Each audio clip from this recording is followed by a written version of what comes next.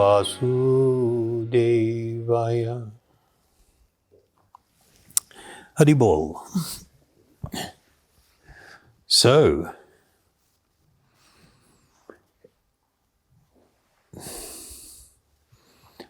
the nature of the soul. You've heard the saying, the eyes are a window to the soul, or no? Used to be more commonly used. There is actually an element of great truth to that, because what it fundamentally says is there is something deeper than the external garment known as the body. We live in a really horrible time where things have become so shallow, and there is such an emphasis on the body and body image, and people see this as being the pathway to acceptance, to being loved, to being lovable, to being all kinds of things. And that's considered a grave misfortune by the ancient yoga teachers, because it's such a shallow idea, and of course is completely untrue. When we think of that term, the eyes are the window to the soul. Anybody that's had a close relationship with a pet, they always recognize that there's somebody in there looking back at me. There's somebody relating to me, and there's someone that I'm relating to. You're not just relating to the external form. You're relating to fundamentally a person. When it comes to the word soul, I'm really not a big fan of using the term, primarily because it's vague. People think that they really got a handle on it. If I reference or talk about the soul, we think we know what we're talking about. But at the same time, there is a great lack of clarity. If we look at the dictionary definitions of soul, one of the common ones is the spiritual, immaterial part of a human being or animal regarded as immortal. That's a reasonably good definition, but it actually doesn't tell us very much. So before getting into the nature of the soul, we'll just talk a little about its existence. Many people, if you question them about a soul, and this is true also, I've attended so many funerals where some of the stuff I've heard is like highly inaccurate and on many different levels. If you ask someone to speak about the soul, if they accept there is some such thing as a soul, most people will begin with, I have a soul. And it's sort of like, if you think you have a soul, who exactly are you? And what is this soul that you possess? And that question is like almost impossible to answer. Most people just spaz out because it's sort of like, oh, never thought of that. The ancient yogic teachings, they say you don't have a soul, you are the soul. The soul is you, that's who you are. You are a spiritual being temporarily residing within a material body. And we know that it's temporary because since time immemorial, all what people call lives have ended the same way, in what's called death. So we know that it's temporary, my being in this particular body. I have a few verses that I'll share. I'm hoping that it's kind of like not too verse heavy, but I wanted to use them just because it's such ancient wisdom, thousands and thousands of years old. And the way things are presented is so enlightening and so wonderful. In the Sanskrit language, which was the language used in the Vedic teaching and the ancient yogic texts and teachings, they have a word to describe what most people are referring to as a soul. It's Atma or Atman. And this word Atma literally translates as the self. So the body is not considered the self. It's a temporary residence, the one residing within the actual self. And they use this term Atma or Atman. So I'll read a verse here from the Bhagavad Gita. O son of Bharata, as the sun alone illuminates all this universe, so does the living entity, one within the body, illuminate the entire body by consciousness. This is an extraordinary idea. I mean, this is transformative. This is life-changing if you actually embrace this understanding. One of the symptoms of the presence of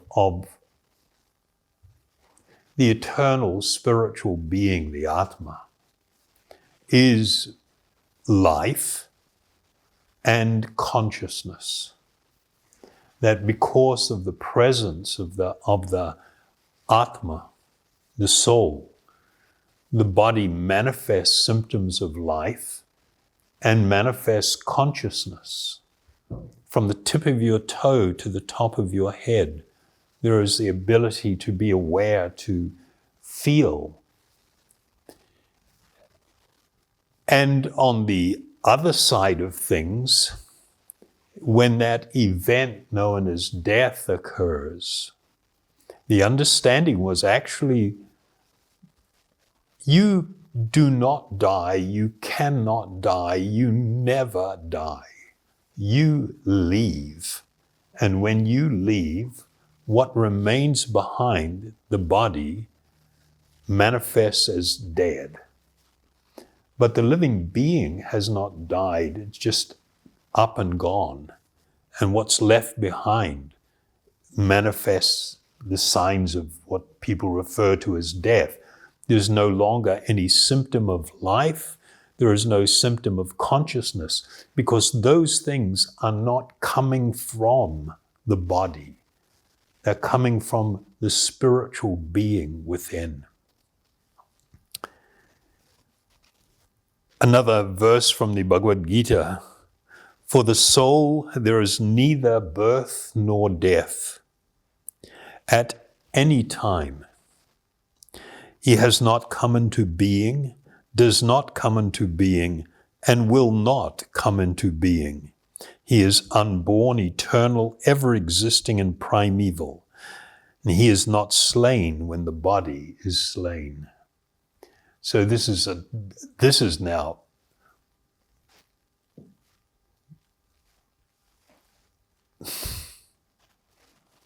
really an amazing revelation that the soul is actually not created. There was not a time that it started. It's categorized as being eternal. We're not going to go into that right now because that's a pretty deep philosophical point, but it's a very interesting point of difference between what many people think. So I'll read another verse from the Bhagavat Purana. The soul within the body is self-luminous and is distinct from the visible gross body and the invisible subtle body. Maybe I'll pause there for a moment. So their understanding was that there are two coverings of the soul, of you. The gross physical body that we all see, this is called the sthula sarira, the gross physical body. But there is considered another covering of the spiritual being that is very subtle in nature. It's called the linga sarira, which means it is described as a subtle body comprised of the mind, the intelligence, and what's called the false ego, the false concepts of who I am. Those false concepts are what we live as if they are a reality every day. So whatever kind of body I have on, I say, oh, I'm an old Kiwi guy. That's how I would describe myself. But actually, that's not yourself. That's the temporary residence that you're currently occupying. I will identify as male or female, short, tall, fat, thin, dark complexion, light complexion, all these kind of things. And I am totally absorbed in these false concepts of who I am. But then at the end of the period of what we call life, when I leave, all that stuff is left behind. All those labels are gone. They don't come with me. I move on. And so this is a recognition of these two coverings and the tendency to be so engrossed in the external coverings that we're disconnected from our real spiritual being. The soul within the body is self-luminous and is distinct from the visible gross body and the invisible subtle body.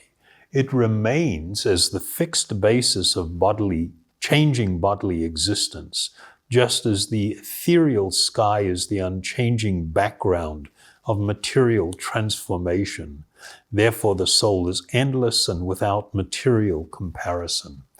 And if I ask you to tell me what that means, most people will go, well, sorry. So it's fundamentally saying, there are medical realities that are known and accepted. Within 5 years, every single atomic particle in your body is replaced.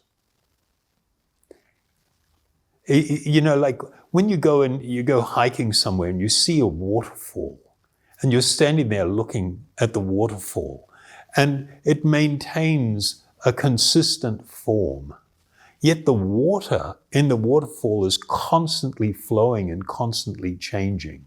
But we look at it and say, oh, I've seen that waterfall before. Technically, you actually haven't because all the water's changed. In a similar manner, every single particle making up the body is constantly in flux and changing. Even your bones, even all the atomic matter making up your brain is constantly changing. Yet there is someone experiencing those changes. I talk about, when I was a child, when I was a young adult, when I was middle-aged, and as we get older, as I get older, there's somebody experiencing all that constant flux, that constant change. The person that's experiencing it is not changing. It's the same person experiencing the child body and getting caught up in child consciousness. And then as the child becomes a teenager and matures to an adult, you get caught up in that state of consciousness and that body as being us. But there is somebody that's, but I can remember all the stuff that went before, as I will be able to later be aware and then remember all of the stuff that is still to come. So there is some constant principle in an ocean of constant change.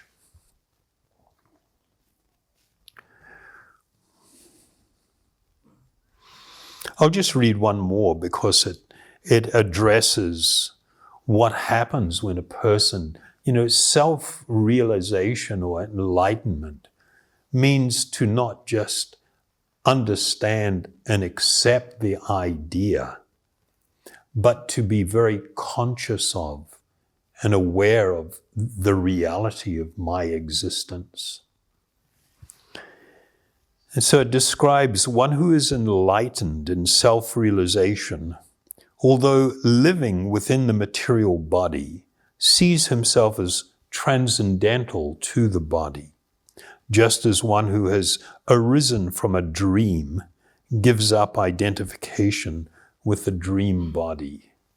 So, when you have a very vivid dream, like a really vivid dream, you see that you have a form and stuff, and you go through experiences, and some of them can be frightening. It can be like a nightmare, and you're like panicking.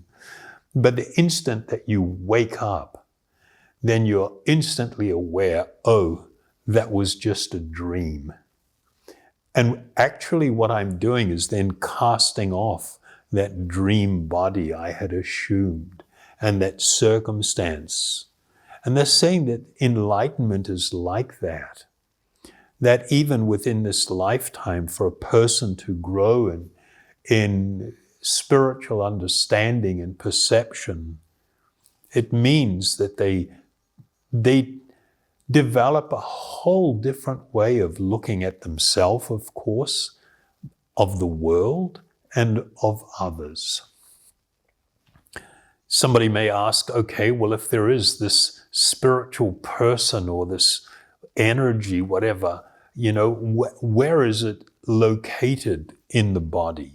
And when you ask most people will somehow think it's up here somewhere. And that's only because you have a number of sensory organs located in this area. The eyes, the nose for smelling, the tongue for tasting, right? Ears for hearing, they're all located in this area. And so it gives us the impression that maybe we're located up here somewhere. But the actual reality is different. And it can be experienced in certain types of meditation. They describe that the living being is actually situated in the region of the heart and is sitting, floating within 5 kinds of air, of prana. Each one of them is named and serves as a different function. And it is through these very subtle channels and these subtle airs that are moving through the body that consciousness is spread and awareness arises. So it describes in the Mundaka Upanishad the Atma, or the self, is atomic in size and can be perceived by perfect intelligence. The atomic soul is floating in 5 kinds of air: prana, apana, bayana, samana, and udhana, and is situated within the heart and spreads its influence all over the body of the embodied living entities. When the Atma is purified from the contamination of the 5 kinds of material air, its spiritual influence is exhibited. So it's kind of like a technical subject, but it's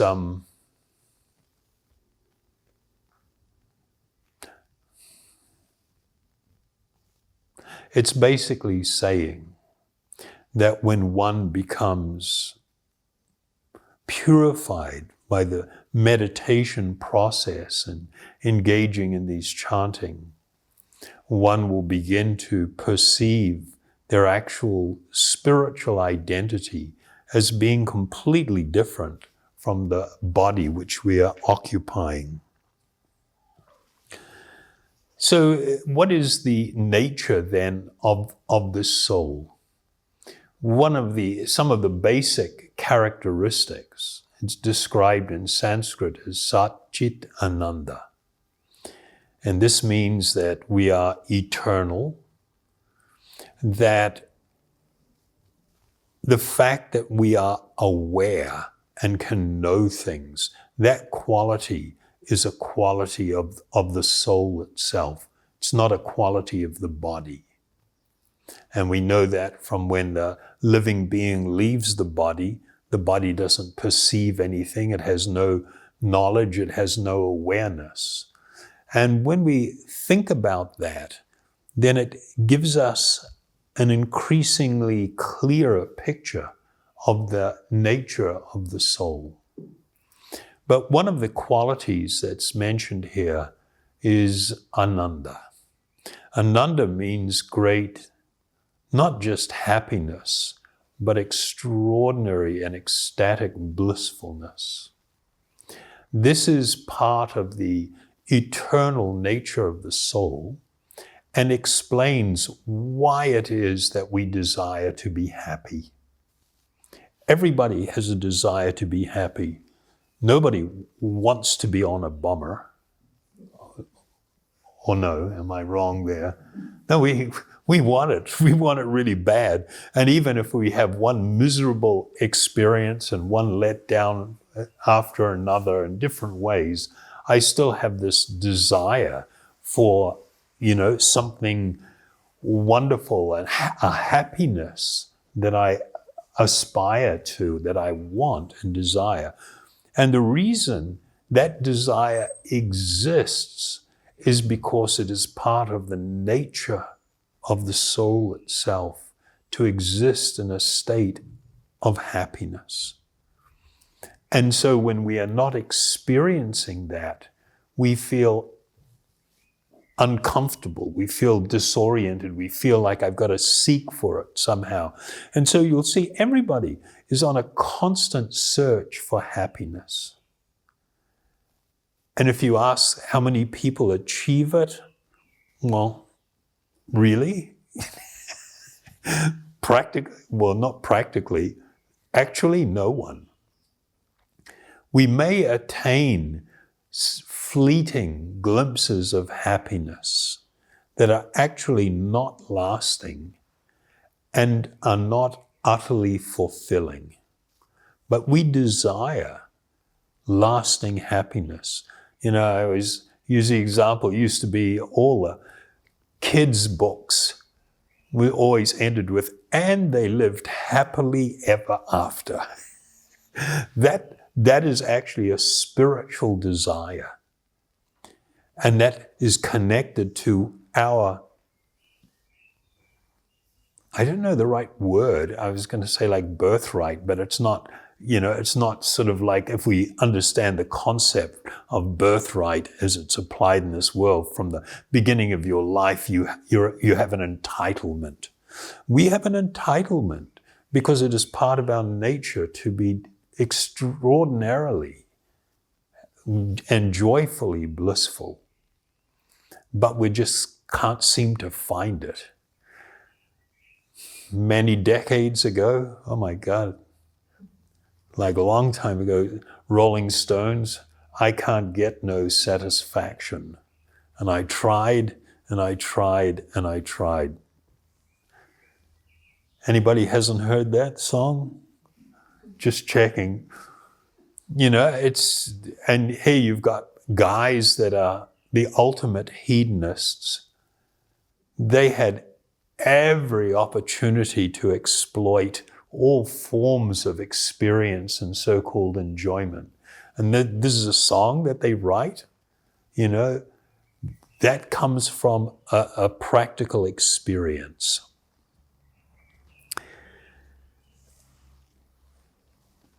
At this point, I just want to mention it's really, really important to understand and appreciate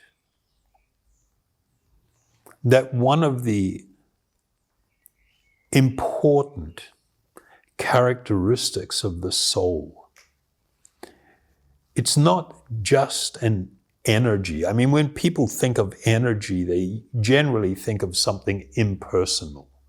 The sunshine, electricity, you know, who knows what. Different kinds of energy are considered impersonal. And so when people refer to the soul as being like a spiritual energy, the concept that people have when they use that kind of term is that it's impersonal. But the reality is the spirit soul is a person. It's not this garment here. This garment is not a person. All you have to do, if you've had the opportunity to be with somebody, particularly somebody that you knew well, who passes, who dies. It's like one friend was telling me, you know, they were holding their mother when their mother passed. And it was like instantly there was an awareness that that person is no longer there. Instantly there was this perceivable change to the body. You know, now you are just holding a body. It may have been the body that your mum used, but it's nonetheless just a body. And it's no longer attractive. And it's no longer manifesting any characteristics of being a person. It's become an object. The nature of the soul is that we are spiritual persons. They have a term in Sanskrit, it's called Purusha. Purusha literally means the person. And so they address the Atma as being Purusha. Patanjali, in his Yoga Sutra, he would frequently use two words to describe the nature of the soul. One is the seer, drishta, or drisha. The seer, it means like, are we going to go into this one? You know, I mentioned earlier, if you have a pet and you look into the eyes, or you consider that saying, the eyes are the window to the soul. Yeah, it's just a window. It's just something that allows light to move through. But there is something deeper going on. Okay, just a little one. When you ask people, okay, how do you see anything? Everybody goes, because I've got eyes. And you go, okay, what about if I blindfold you and put you in a dark room? Can you see anything? They go, no, stupid, how could I see anything? Do you still have eyes? Yeah. So can you see anything? No. So it's kind of like, oh, so what is sight? What is seeing? It's simply light entering through this gelatinous blob called the eyeball, and it stimulates the photosensitive cells at the back of the eyeball that then send off electrical impulses up the optic nerve to the visual cortex of the brain, which then causes more electrical activity in that part of the brain and some biochemical reaction also. And okay, so then my question is, where is the picture that you're seeing? Where is the picture? And who exactly is seeing it? And that's just like, what? People just don't even think of that. We go through our day, we do so many things, but we're just unaware of so many things. And so in the ancient yoga teachings, they talked about an actual perceiver residing within the body. And when all that sensory information, whether it's sound, I mean, we can do the same thing with sound. You know, it's just, you end up just having these vibrations on a membrane that causes a little hammer to move, and you know, then that sets off electrical impulses. It goes to another area of the brain and sets off a whole bunch of reaction there. And it's kind of like, okay, well, where exactly is the sound that you're hearing? And who is the one hearing it? And it's kind of like, whoa, never thought of that. And so he would use this term, drishta or drisha, meaning the seer, that it is because of the presence of a spiritual being one has this capacity. But because we are so disconnected, we're so absorbed in the outer garment, it's like we're unaware of a lot of these kind of things. So he would use this word, the seer or the purusha, which literally means the person. I can't remember what time I started. I could go on for hours, as you've probably figured out.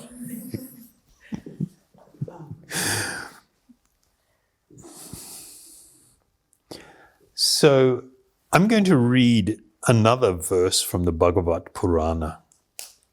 And again, this is probably quite philosophical and quite, you know, this is like, oh my God, all these things we're talking about now, it's kind of like it's mind-blowing if I was actually aware of these things all the time.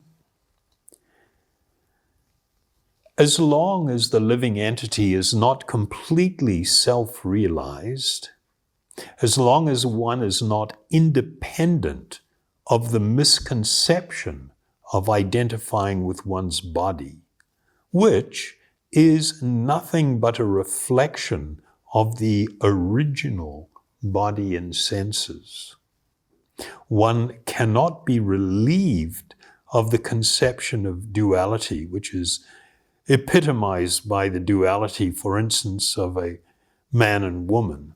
Thus, there is every chance that one will fall down because one's intelligence is bewildered.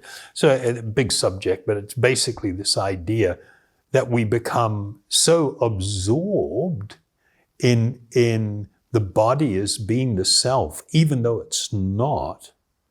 And while we're absorbed in that, it becomes not just difficult, but practically impossible to be in touch with our true spiritual being, who we really are.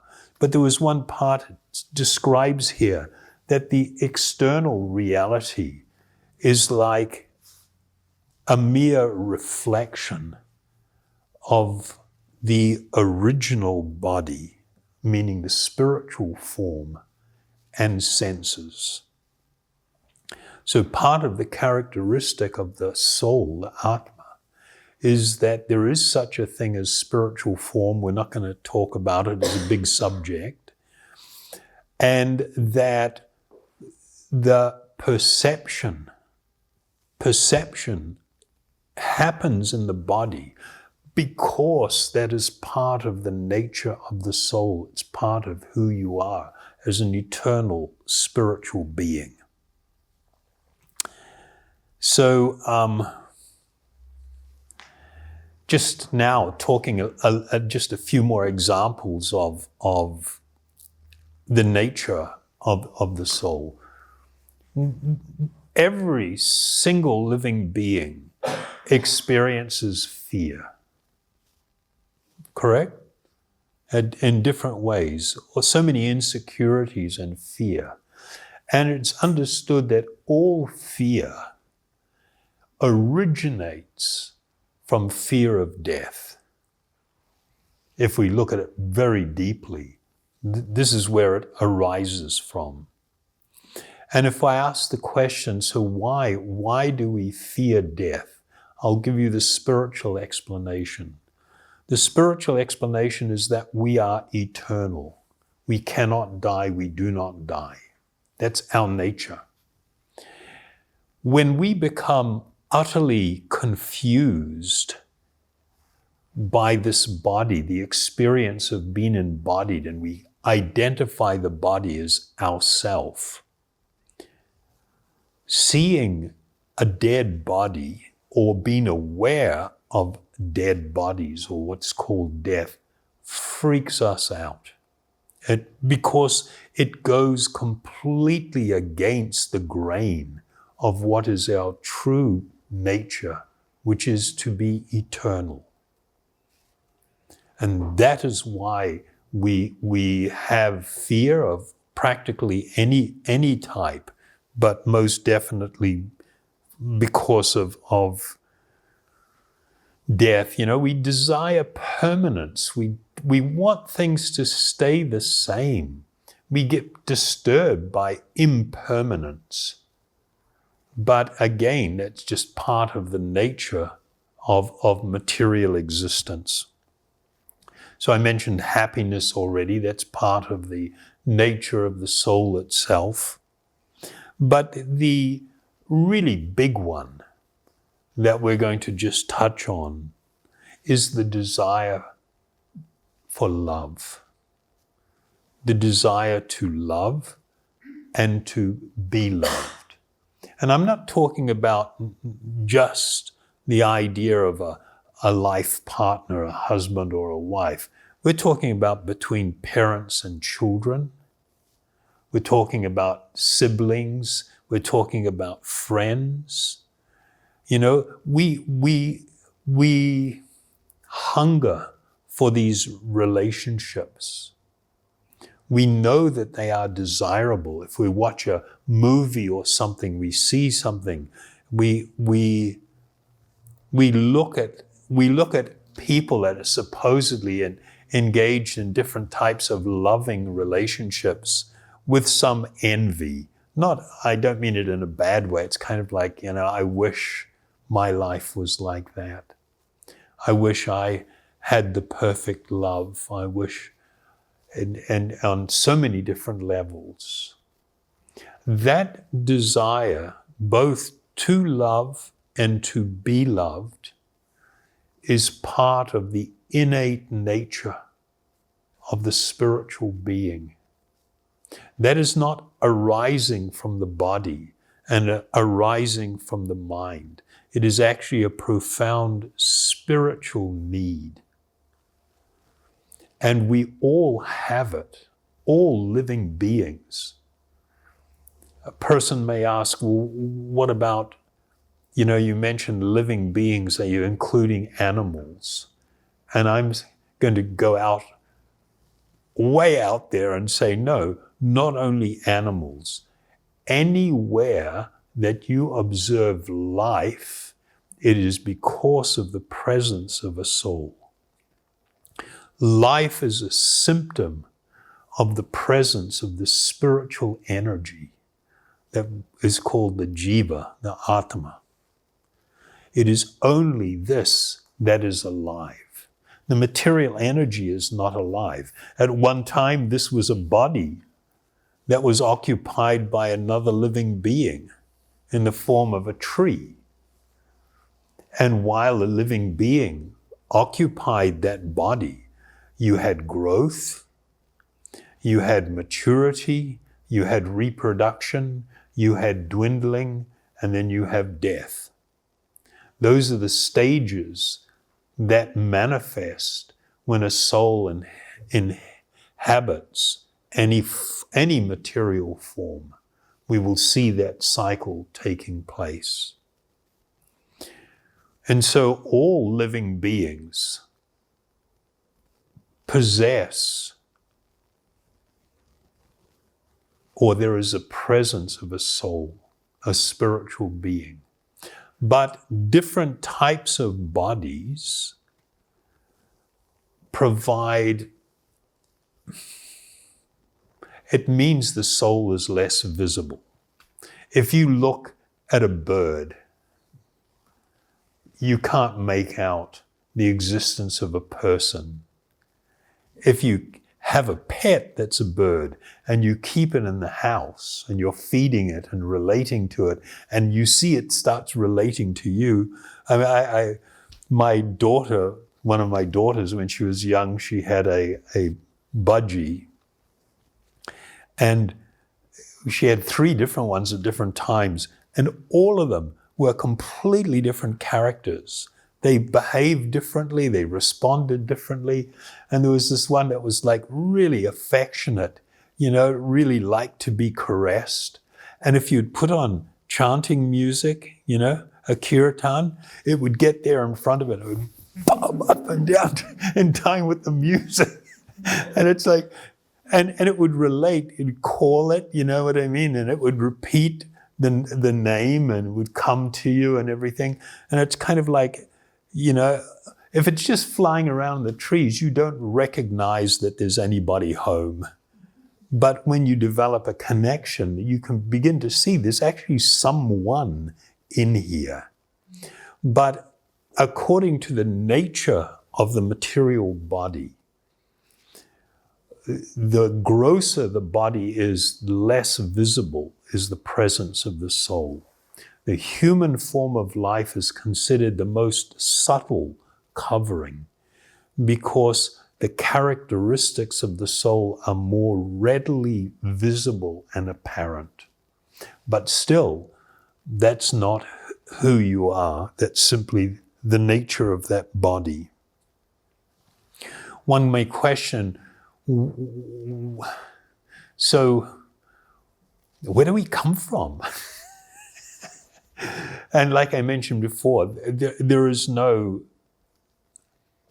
in the Vedic teaching, the soul, the spiritual being, is considered eternal, although it has what may be regarded as a source. So in one of the Upanishads, the Brihad Aranyaka Upanishad, they have this, they would present things just in a way that people could kind of begin to grasp a little bit. As tiny sparks fly from a fire, so the individual souls have come from the Supreme. So it was a way of just, and in another Upanishad, in the Mundaka Upanishad, it says, and this is the truth, as the sparks of similar form spring forth by the thousands from a strongly blazing fire, so from the absolute truth are produced the various living beings, O gentle one, and there also do they go. So,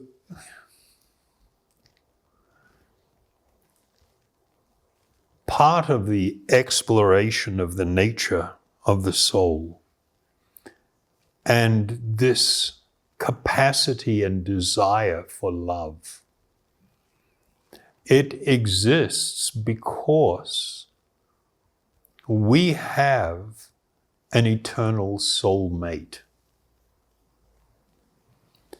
But we have become disconnected. We have become cut off. There is in some of the Upanishads, but also in the Bhagavad Purana, they use an analogy to try and help people grasp this idea. They speak about the soul as being like a bird in a tree.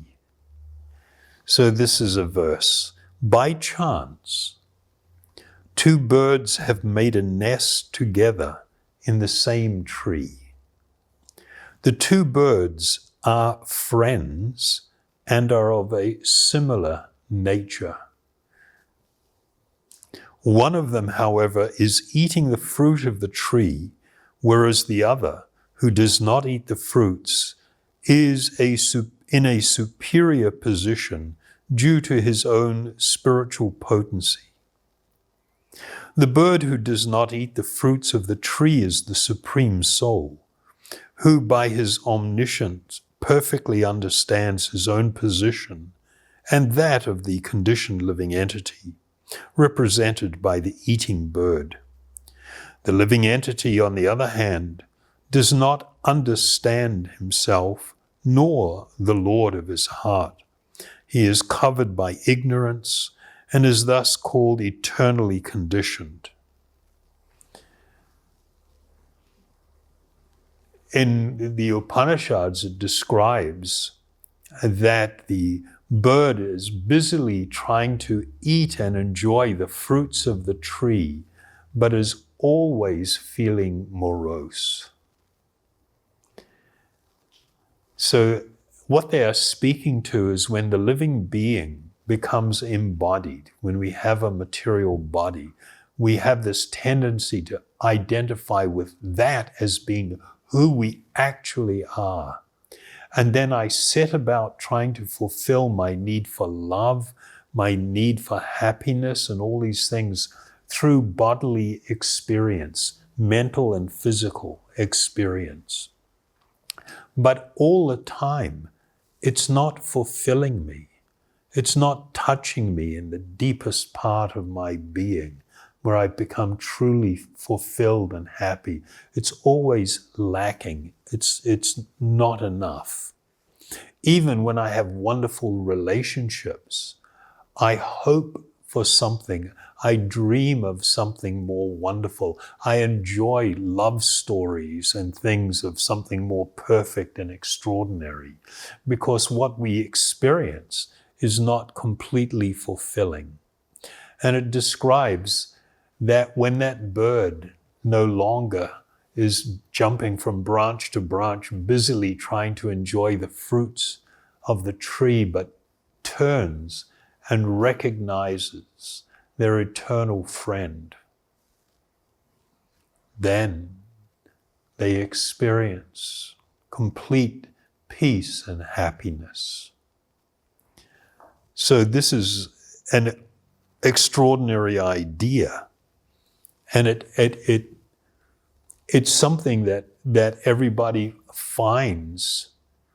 We all experience that life is not enough. I want something more perfect. And that's okay to want that. We shouldn't suppress that. You know, sometimes there is a tendency for people who are not finding great fulfillment with all the activities in life. They think they have got a mental health issue. And it's not true. The reason that you're not completely happy and fulfilled is because you're an eternal spiritual being. You actually do need something more. That these temporary experiences are not going to fulfill you.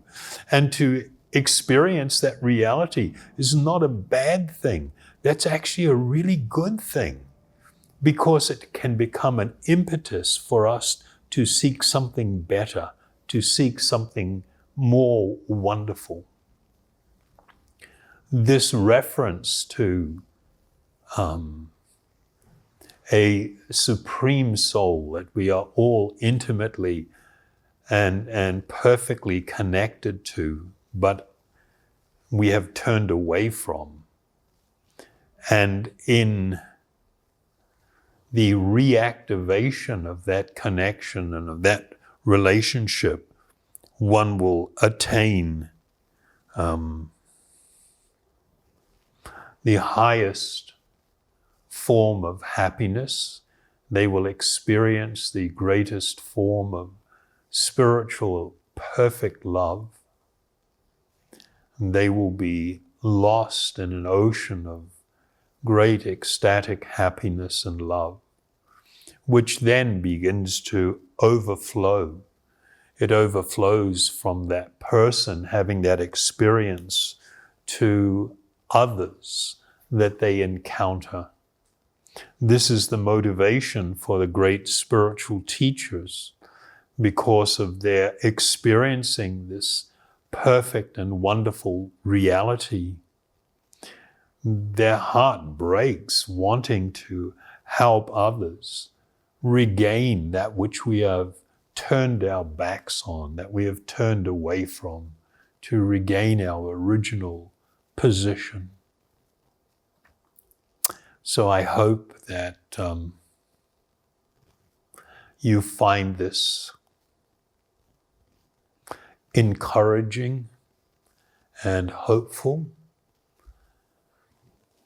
and attractive. The ideals that we're speaking of are tremendously attractive. It's what's attracting everybody anyway. But we're trying to find perfection in that which is not perfect. We are trying to find permanence in that which is temporary. We are trying to find fulfillment in that which is not fulfilling. And so it leaves an emptiness within. Anybody have any question? Did I go too long? A little bit. What's the time? A little, okay. Mm-hmm. If you've got a thought, hang on to it. We'll chant a little bit. And then while we're having some refreshment, if you wanted to ask anything, I will try to answer.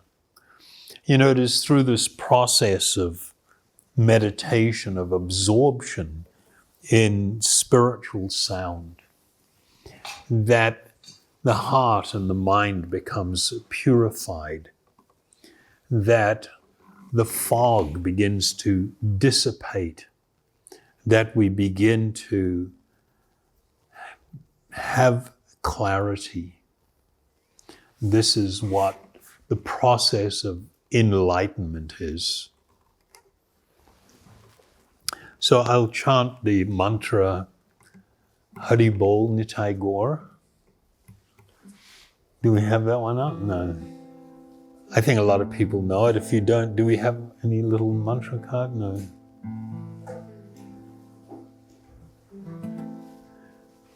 Okay, I'll tell you what, I'll chant the Maha Mantra. A lot of people know that one. It's used by a lot of different people. So I'll chant it once, then you follow.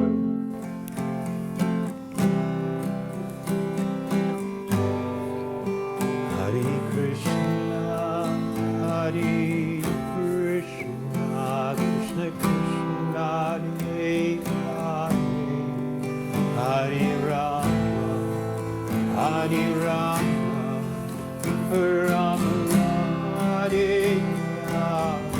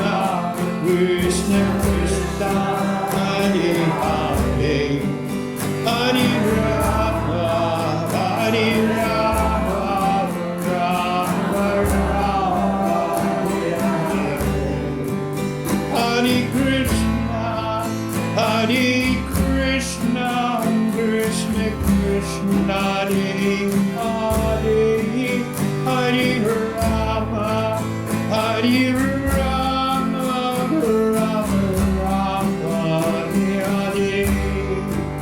Hare Krishna, Hare Krishna, Krishna Krishna, Hare Hare, Hare Rama, Hare Rama, Rama Rama, Hare Hare. Hare Krishna, Hare Krishna, Krishna Krishna, Hare Hare, Hare Rama, Hare Rama, Rama Rama, Hare Hare. Hare Krishna, Hare Krishna, Krishna Krishna, Hare Hare, Hare Rama, Hare Rama, Rama Rama, Hare Hare. Hare Krishna, Hare Krishna, Krishna Krishna, Hare Hare, Hare Rama, Hare Rama, Rama Rama, Hare Hare. Hare Krishna,